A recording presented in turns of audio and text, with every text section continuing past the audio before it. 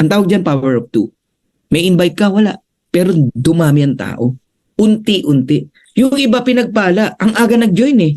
Pagka-join ko ng January 18, nag-join agad ng January 18. Ikaw ngayon ka lang nag-join, ang lapad na. Medyo matagal yan. Pero kung ka-join mo lang ngayon, pero yung nag-invite kayo, masipag mag-enroll, malamang yung invite niya mapunta sa'yo. Ganon po yun. Gets nyo na.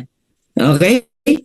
Ngayon, pag umabot niya ng level 12, dyan ka nakikita ng $2,047.50.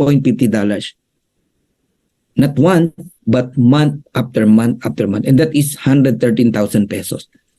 Ngayon, kung 5 taon ba, sabihin ko sa iyo na maghintay ka, maiinip ka? Nainip ka ba sa employment mo? Tagal mo na? Ilang taon ka ng employment? Sa employed? 20 years, 30? Ilang taon ka ng OFW? Sumuweldo ka ba ng $2,047.50? 113,000 every single month?